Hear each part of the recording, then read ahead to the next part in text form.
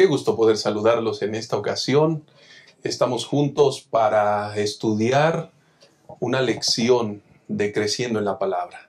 En esta ocasión estudiaremos la lección número 6, Jugar a ser Dios, una lección maravillosa que nos presenta una gran realidad, una gran verdad de lo que hoy mismo estamos viviendo, de los riesgos que se tienen.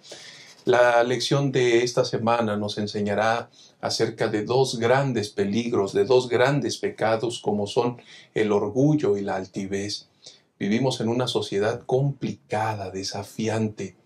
Todos de alguna forma estamos siendo llevados a ese precipicio.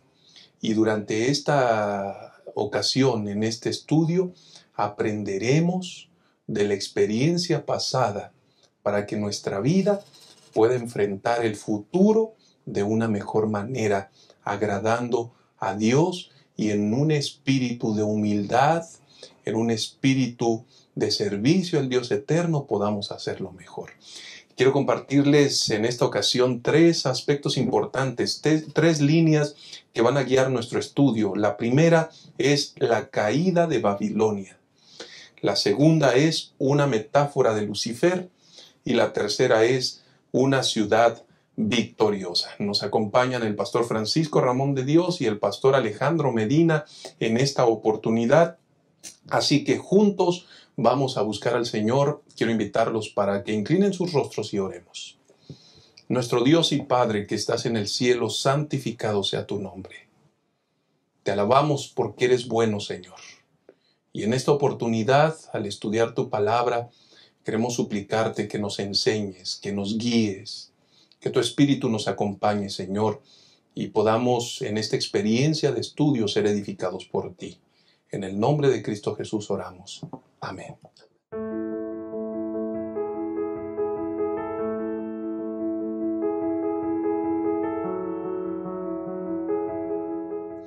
Muy bien, bienvenidos entonces al estudio de Creciendo en la Palabra. Estamos en una lección maravillosa, la lección número 6, Jugar a ser Dios. Y Pastor Alejandro Medina, esta lección nos enseña muchísimas cosas. Parece ser que de forma importante se está centrando en una profecía que tiene que ver con Babilonia, Pastor. Y a través de esta profecía puede haber muchas lecciones que nos van a ayudar a comprender varias cosas más adelante.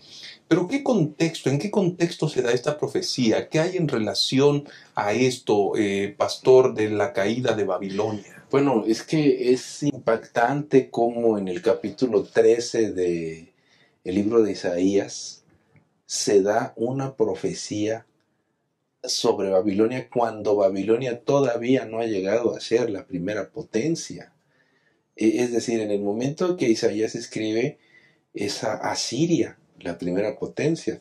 Babilonia fue una ciudad evidentemente que mucho antes tuvo sus etapas de desarrollo, pero en el momento en que se escribe el libro de Isaías, Babilonia había tenido sus rebeliones en contra de Asiria, pero las habían sofocado.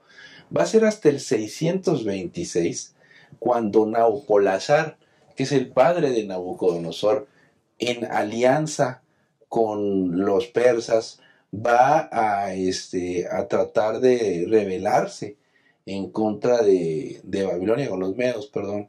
Se va a rebelar contra los asirios, y en 612 finalmente van a obtener la victoria, van a quitárselos de encima, pero a partir de ahí se empieza a construir poco a poco pues la autoridad sobre la base de Nabopolassar. Nabopolassar se va a morir por ahí de 605 a.C. y va a ser su hijo Nabucodonosor el que va a erigir el gran imperio que se conoce en la historia como neobabilónico. Ahí en la Biblia aparece como Babilonia, ¿no? Pero es el imperio neobabilónico, y Nabucodonosor que aparece en la Biblia es Nabucodonosor II de la historia. Ahora bien, el profeta Isaías está hablando, está diciendo que van a ser los medos los que van a acabar con Babilonia. Y si todavía Babilonia no llega al poder, no se establece como la gran superpotencia, Cuando ya la palabra de Dios está diciendo que no van a durar y que al final van a ser los medos, eso va a suceder en el 539 antes de Cristo. Y imagínense, estamos hablando de que quizás se está ofreciendo una profecía alrededor de 100 años antes de que pase, y se está diciendo que alguien va a llegar al poder y se está diciendo quién lo va a quitar de ese poder. Es impactante esta parte de las escrituras.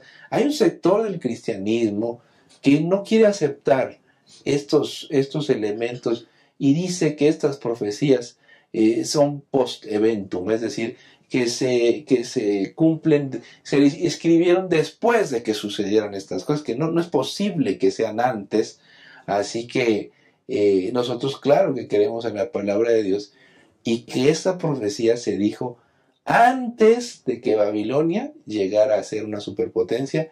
Y pues imagínense, y ya se está diciendo que van a ser los medos, en el versículo 17 del capítulo 13 de Isaías, quienes van a derrotar a Babilonia, como realmente sucedió. Correcto. Esta profecía, por demás, entonces, Pastor Francisco, es impresionante, porque nos está hablando de realidades bien interesantes. Por ejemplo, ¿por qué es tan importante la mención de ese juicio contra Babilonia, no?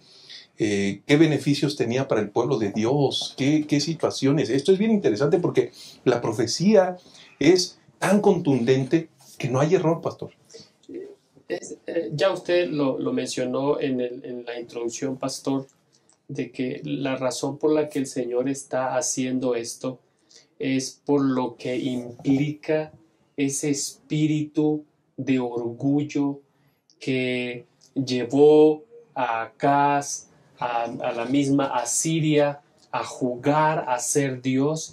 Y entonces no solamente eso, ellos piensan que pueden hacer cualquier cosa y que nada les va a ocurrir, pastor. Sin embargo, el Señor empieza a hablar de lo que Él va a hacer. Dice el capítulo 13, en el versículo 9, «He aquí el día de Jehová viene, día terrible, día de indignación y ardor de ira, para convertir la soledad y raer de ella a los pecadores». Lo que el lenguaje que el Señor usa para referirse hacia Babilonia, de acuerdo al contexto, como mencionó el pastor Medina, se refiere a todo aquello que se opone al gobierno de Dios. Y si nosotros damos una repasada a lo que ha ocurrido en la historia, todas aquellas personas que han actuado aparte de la voluntad de Dios, jugando a ser Dios, han traído las consecuencias del pecado y bueno, el Señor pues las juzgará o en este caso anuncia que traerá juicio sobre ellas. Y esto, Pastor Alejandro, podemos aprender que ese espíritu que juega a ser Dios es lo más riesgoso y desastroso que puede existir en la experiencia de cualquier persona, de cualquier nación, de cualquier institución, de cualquier escenario que vaya en contra, declarada y abiertamente contra Dios, pastor. Bueno, la actitud de Nabucodonosor, que va a ilustrar muy bien esta situación del orgullo, la independencia, el decir yo no necesito de Dios, pues es propio de una persona o una sociedad que se siente autosuficiente, que cree que no necesita de Dios en ningún sentido, y que es la típica actitud posmoderna de nuestros tiempos, ¿no? Como lo ilustra la Odisea, la iglesia de la Odisea. Yo no necesito de nada porque me enriquecí, soy rico y no necesito de ninguna situación. Los seres humanos en cualquier momento, en cualquier edad, en cualquier época, tienden a reproducir esos mismos rasgos. Una persona cuando le va más o menos bien, tiene un poco de salud y tiene algo de prosperidad, aparece el fantasma de la incredulidad. Y las sociedades industriales, las sociedades que se industrializan, que se desarrollan, empieza a haber mucho trabajo, empieza a haber prosperidad económica, esas sociedades se van secularizando. ¿Y qué pasa? Que al final dicen más o menos eso, es decir, pues aquí no hace falta Dios. Aquí, ¿para qué lo quiero? Si tengo psicólogo, no necesito orar, mejor voy al psicólogo. Yo soy mi propio Yo Dios. soy mi propio Dios, a mí nadie me ha regalado nada, y dichos como ese, ¿no? Sin decir que ir al psicólogo sea algo malo, no estoy diciendo eso. Lo que estoy diciendo es que muchas personas creen que ya no necesitan a Dios, porque pues económicamente les va bien. Pero de pronto aparece una pandemia en el 2020-21 que nos da un golpazo, y nos dice, somos seres humanos, seguimos necesitando de Dios, que no es necesariamente Dios el que haya producido todo esto, pero sí nos recuerda que dependemos de Dios, que ni siquiera todo lo que hemos construido como sociedad nos libra de la fuerte necesidad que tenemos de el buen Dios, y que cualquier persona que manifieste una actitud arrogante, altiva, autosuficiente y jugando a ser Dios, como hacen hoy algunos personajes que creen, hablan con una prepotencia impresionante, ¿no? Desde el poder, algunos que les da la política, que les da el dinero, que les da la intelectualidad. Nosotros no podemos jugar a ser dioses. Tenemos que tener cuidado, tenemos que hablar con prudencia, y tenemos que, incluso también del mundo religioso, no falta quien ande jugando a ser Dios. Y tenemos que mirar estos capítulos y estos pasajes de la Biblia para aprender mucho de eso. Pastor Enoch, si me permite. Por favor, pastor. Hay dos cosas que el pastor hacía referencia a, pues, la prosperidad que se genera en el ambiente, en el espacio de una ciudad donde las condiciones se prestan para que las personas puedan prosperar, puedan salir adelante. ¿Qué provoca un espíritu de orgullo? La independencia.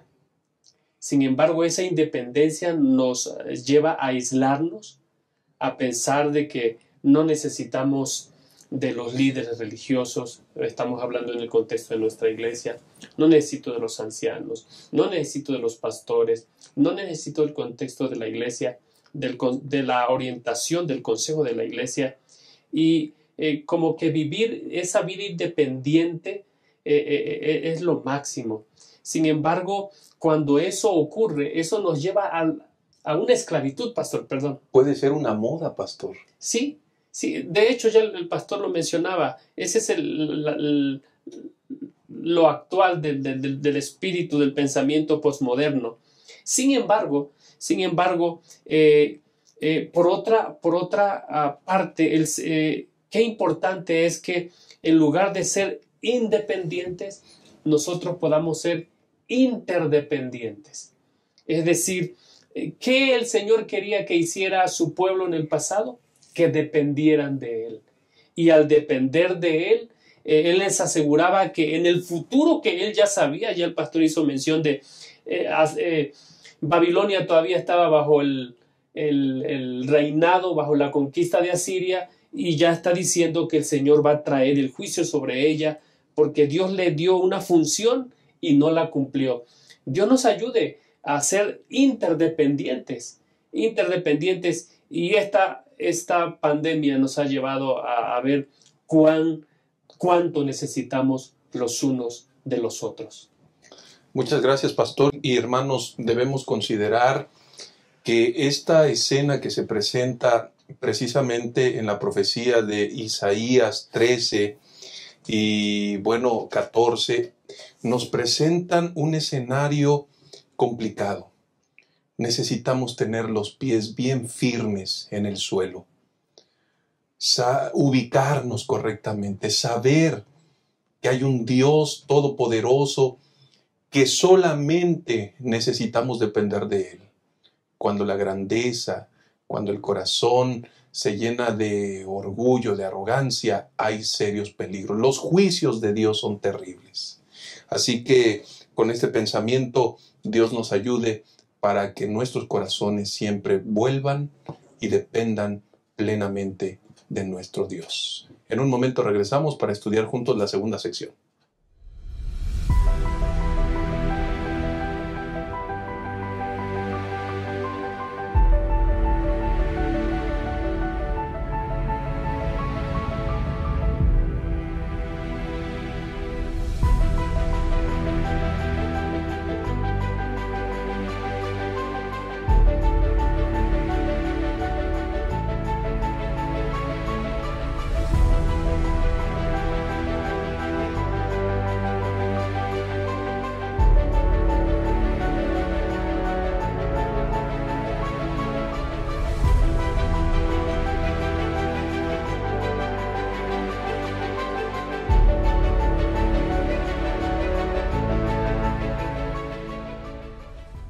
Gracias por continuar. Vamos a avanzar en el estudio y ahora vamos a aterrizar el análisis de la parte número 2, una metáfora de Lucifer.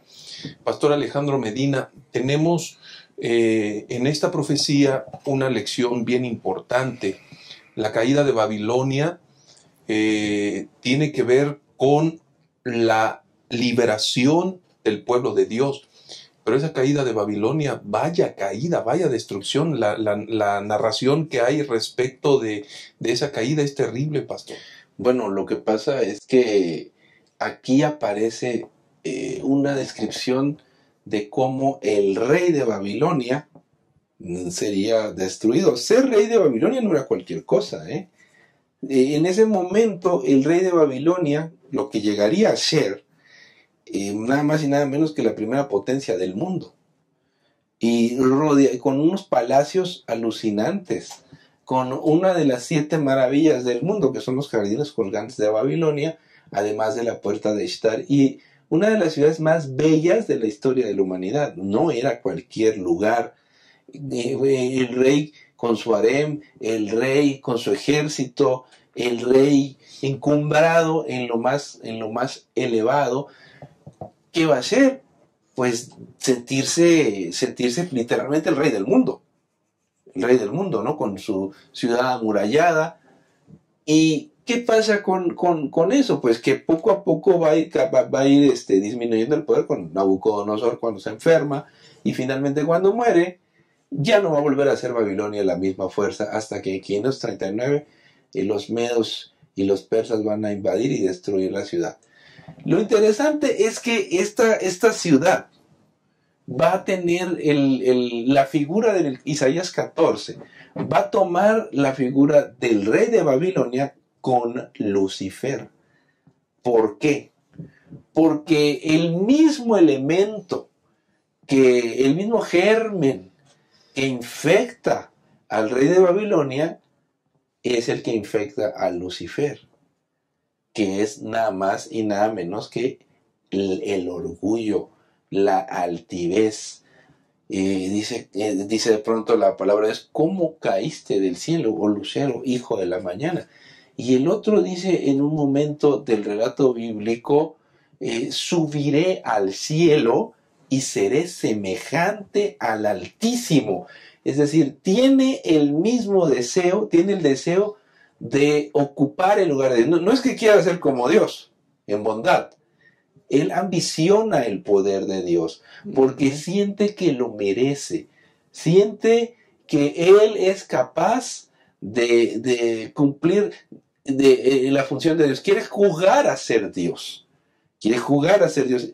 El mismo factor se presenta en el rey de Babilonia en varios momentos de la historia, y en otros reyes también, por supuesto. El mismo germen del orgullo y la altivez, que muchas veces es pasado por alto en la iglesia, y que, como dice la hermana White, pues se condena al borracho, se condena a otra gente, pero al orgulloso ni quien lo toque. qué problema denota el corazón, ¿no? Pastor Francisco, el orgullo, la altivez. Este es por supuesto, es una metáfora de Lucifer. Subiré sobre las alturas de las nubes y seré semejante al Altísimo. No necesito nada, no necesito de nadie.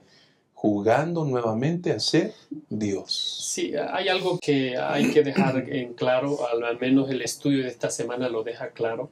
Cuando nosotros revisamos las descripciones que se hacen de este personaje y se compara a una persona normal, en nada, pues encaja, no tiene sentido. Es decir, está hablando de un ser espiritual. Si nosotros recordamos en Daniel hay reinos que están bajo la influencia de Satanás o que se dejan guiar, influenciar y dirigir por Dios. Y eso es lo importante. Lo que resalta aquí es que esta ciudad tiene un rey. Y este rey, si lo comparáramos con Belsasar, que aparece en Daniel 5, es un rey que no le importa nada, que no le importa, no le da valor ni respeto a las cosas sagradas. Piensa que puede hacer lo que él quiera y entonces, ya lo veíamos en la sección pasada, el Señor dice allí en el 13:17, he aquí yo despierto contra ellos a los medos que no se ocuparán de la plata ni codiciarán el oro. Es decir, el Señor trae juicio y en este caso el juicio va contra el rey encumbrado, que hay dos cosas que lo caracterizan y ya hizo mención este pastor: la altivez de espíritu y el orgullo. Ya lo decía la palabra, ya lo dice el proverbio, antes de la caída viene la altivez de espíritu. Ahora debiéramos pensar un poco en nosotros, pastor. ¿Cómo nosotros estamos trabajando o tratando con el orgullo? Todos en algún momento de nuestra vida tratamos con el orgullo. Quiera Dios que el estudio de esta semana nos ayude a entender de que un espíritu de dependencia, de independencia, de decir yo no necesito de nadie, puede costarnos muy caro, pastor. Aquí surgen varias preguntas, ¿no? A mí me han preguntado más de una vez, seguramente a ustedes también, bueno, ¿por qué en el diablo se le metió ese germen del pecado, ¿no? ¿Cómo es posible que un ser que era perfecto de pronto haya dado lugar al pecado del orgullo y de la altivez? En primer lugar, tenemos el libre albedrío. El libre albedrío es necesario si queremos creer en un Dios de amor. Es decir, nosotros tomamos la decisión y Él, a pesar de su perfección, tomó la decisión de abrir espacio en su corazón al orgullo y la altivez. Ahí está el peligro. Nosotros vivimos en una época que es proclive al orgullo, que nos ha hecho pensar que somos la gran cosa, que somos lo máximo, que no necesitamos de Dios, como ya habíamos comentado, y de empezarnos a sentir que podemos jugar a ser Dios en diferentes ámbitos de nuestras vidas. Muy peligroso esos aspectos. Aprender a ser felices sin Dios, aprender a vivir sin Dios y no necesitarlo. Cuando le digo a una persona, oiga, le invito a la iglesia, y me dice, bueno, es que yo no siento la necesidad de ir a la iglesia. Ahí está el corazón orgulloso. Primero, una señal clarita. No sentir la necesidad de ir a la iglesia, no sentir la necesidad de orar, no sentir la necesidad de poner tu vida en las manos de Dios y decirle, Señor, te necesito profundamente, te necesito desesperadamente. Y yo creo que ese elemento en este tiempo es muy importante, infundir en la gente ese orgullo ridículo que te da la prosperidad, que te da el desarrollo tecnológico. Esas cosas no son malas, pero cuando nosotros a raíz de eso la sustituimos por Dios, creo que nos estamos equivocando. Por otro lado, Pastor Francisco, Hay todo esto que estamos analizando también aterriza a la cuestión de salvación por obras y salvación por gracia.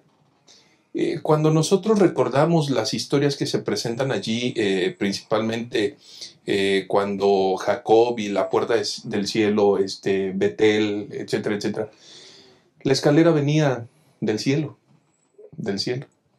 Y en la experiencia de, por ejemplo, aquella torre que los seres humanos construyeron y la grandeza y todo, viene de la tierra. ¿Sí? Dos perspectivas en la vida que nos presentan cuán contrastante es la realidad. Mientras que el ser humano se llena de obras queriendo cubrir así en todo caso su necesidad. Lo único que denota es su grandeza. Yo hice esto. Por otro lado, el Señor nos recuerda que nuestra salvación es por gracia, pastor, de forma maravillosa. Sí, gracias. El ejemplo es muy claro, pastor. Tiene que ver con dos espíritus. Un espíritu donde, ahí en la región de donde se construye la Torre de Babel, de uno querer llegar a ser y querer enfrentar los desafíos de esta vida por uno mismo. Eso fue lo que pasó. Eso fue lo que pasó con Nabucodonosor, cuando se le da la imagen de ese árbol gigantesco que las aves del campo, los pájaros encuentran refugio, pero entonces viene el espíritu altivo, pastor. ¿No es esta la Babilonia que yo construí? Y cuando ocurre eso, entonces viene su degradación, pastor. Viene su degradación. Él termina como una bestia del campo. ¿Qué debiera recordarnos esto? Siempre que nosotros podemos reconocer de dónde vienen, de dónde proceden las cosas y que podemos dar la gloria a Dios, entonces el Señor nos pone todo a nuestro alcance, pastor. Pero siempre que nuestro corazón se enaltece, se enorgullece, nosotros pudiéramos llegar a terminar como ese rey encumbrado que al final en el versículo 22, pastor, si usted me permite, adelante, dice, porque yo me levantaré contra ellos, 14:22, dice Jehová de los ejércitos, y raeré de Babilonia el nombre y el sobreviviente, hijo y nieto, dice Jehová. ¿Por qué razón? Porque lo que el Señor está diciendo no es que está en contra de las personas, está en contra de ese espíritu altivo que puede llevarnos a jugar como Dios, que puede llevarnos a desvincularnos de Dios, puede llevarnos a tomar decisiones que no nos corresponden.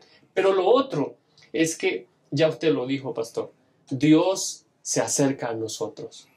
Dios pone una escalera y la manera en cómo nosotros llegamos o tenemos acceso o cercanía con el cielo no es con un espíritu altivo, pastor. Es precisamente cuando nosotros reconocemos la necesidad que tenemos de Dios.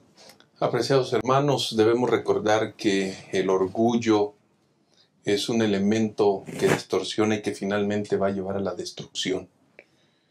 Todo escenario que es gobernado por el orgullo, por el renombre, por cualquier actitud negativa, siempre va a llevar a la perdición. Que Dios nos ayude, que su Santo Espíritu ilumine nuestra vida para que podamos conducirnos en obediencia y en confianza en el poder de nuestro Dios. Ya regresamos para estudiar la tercera y última parte. No pierdas esto de vista. Cuando se acerque el fin, llegarán momentos difíciles. Los que vivan entonces se volverán egoístas, avaros, fanfarrones, soberbios, calumniadores, rebeldes a sus padres, desagradecidos, sacrílegos, y querrán aparentar una vida piadosa cuya autenticidad quedará desmentida por su conducta. apártate de esa clase de gente. Pero el Señor dice, rescataré a los que me aman, protegeré a los que confían en mi nombre, los recompensaré con una larga vida y les daré mi salvación. Maranata, el Señor viene.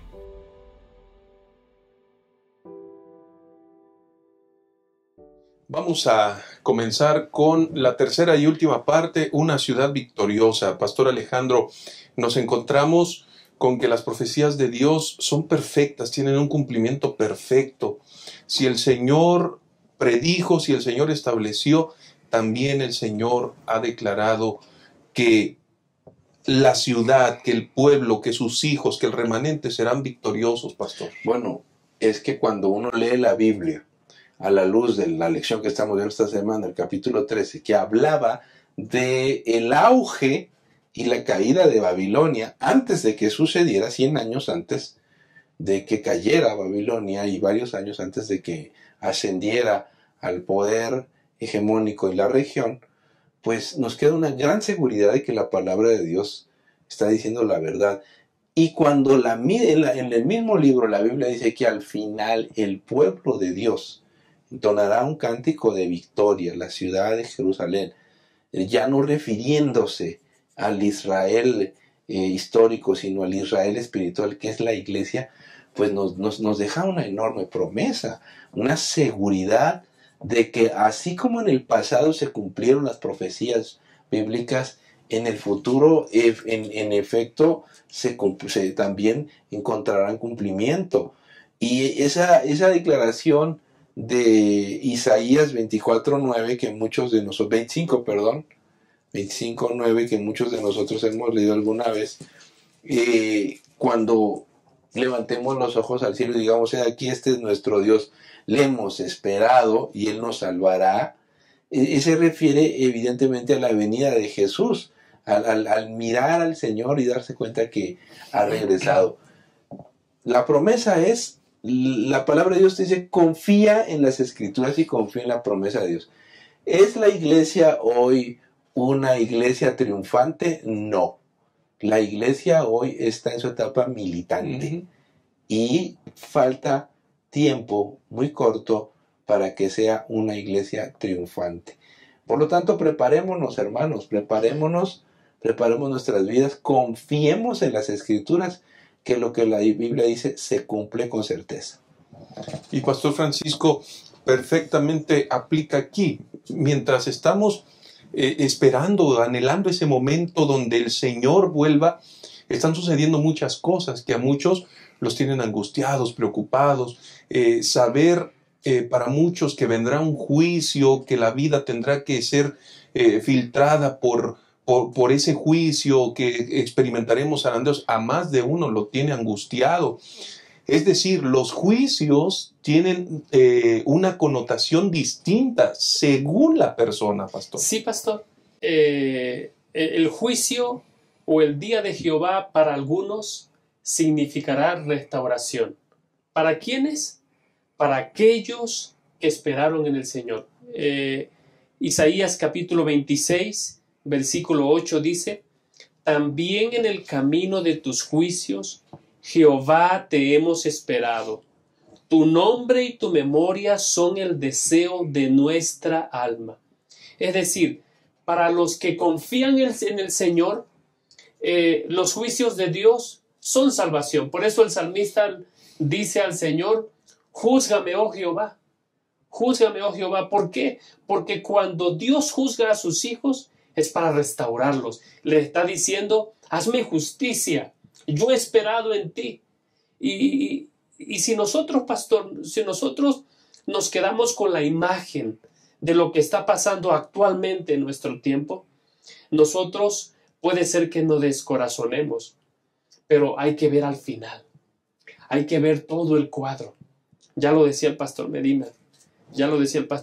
Cuando nosotros vemos todo el cuadro, nosotros nos vamos a dar cuenta que al final los propósitos de Dios van a prevalecer. ¿Qué significa, por otra parte, los juicios para los altivos? Significa destrucción. Significa que el Señor va a retribuir a las personas por lo que ellos han hecho. Y esa es la otra parte, pastor. Mientras el juicio para algunas personas significa salvación, restauración, para otras personas significa retribución. Y bueno, lo bueno es que en esta sección se predice, pastor, el triunfo de esta ciudad que se identifica como la ciudad de Sión. Muchas gracias, pastor. Y Isaías, pastor Alejandro, en el capítulo 28, versículo 21, habla de una extraña obra, de hacer su extraña obra, refiriéndose perfectamente a la destrucción, a todo eso. Qué interesante. Pero, ¿por qué una extraña obra? ¿Será porque no es parte de la naturaleza constante de Dios? Bueno, pues Dios no quiere destruir. Correcto. No es su objetivo destruir al ser humano ni a nadie que le ha hecho, ¿no? Pero al final, como juez de este universo, pues tiene que darle a cada quien lo que eligió. Y lo que ha elegido un sector de la población es literalmente la muerte, la destrucción. Y Él únicamente le da a cada quien lo que ha elegido. Y la labor de Dios, pues no podría ser esa. El punto es que su gobierno se basa en el amor, pero también en la justicia. Y todos estos elementos forman parte y nos recuerdan que hay un juicio, que nosotros, como dice Eclesiastés, podemos actuar como querramos, ¿no? Como querramos, pero al final el Señor llevará toda obra a juicio. Muchas gracias, pastor. Y pastor Francisco, estamos llegando al final de la lección. Hemos aprendido grandes cosas, pero por supuesto hay algo que resalta. El Señor prevalecería decisivamente y traería paz eterna a nuestros planetas. Eso muy pronto sucederá, pastor. De hecho, Él lo está haciendo, pastor. Uh-huh. Lo que nosotros vemos ahora en nuestro estado actual, de hecho, si usted me permite, pastor, dice Elena White, la época actual es de sumo interés para todos los vivientes. Los gobernantes y estadistas, los hombres que ocupan puestos de confianza y autoridad, los hombres y mujeres que piensan de toda clase social tienen la atención fija en los sucesos que ocurren alrededor de nosotros. Observan las relaciones tirantes que mantienen las naciones, observan la tensión que se está apoderando de todo elemento terrenal y reconocen que está por ocurrir algo grande y decisivo y que el mundo está al borde de una gran crisis. Esta es la gran oportunidad, pastor, de buscar al Señor. Esta es la gran oportunidad de volvernos al Señor. Dice Isaías capítulo 26, versículo 12, Jehová, tú nos darás paz, porque también nos hiciste todas nuestras obras. Es decir, la alternativa a cómo enfrentar lo que está ocurriendo en este mundo es buscar qué Dios dice en su palabra. Y si nosotros confiamos y nos ponemos en sus manos, entonces Él se encargará del resto. Por eso dice Isaías capítulo 27, versículo 5, ¿se acogerá alguien a mi amparo? Que hagan paz conmigo. Sí, que hagan la paz conmigo. El Señor, pastor, nos invita a que nosotros podamos asirnos de la mano del Todopoderoso, que tiene el universo, el soberano del universo, que tiene el control en sus manos. Muchas gracias, pastor Francisco, pastor Alejandro, Dios les bendiga. Y apreciados hermanos, cuando hemos transitado por este estudio, podemos concluir varias cosas. La más importante, no dependas de ti, depende de Dios, búscalo con todo tu corazón. Todo espíritu altivo y orgulloso, todo escenario que se caracteriza, todo poder que conlleva estos dos pecados, evidentemente y genera una afrenta delante de Dios. Por eso, en esta ocasión, al concluir, te invitamos para que tu corazón pueda ser un corazón humilde, sensible, que busque, que entienda y que se prepare. Porque esta profecía también nos muestra que muy pronto ese pueblo elegido de Dios triunfará. Que Dios nos acompañe y nos bendiga. Nos vemos en la siguiente ocasión.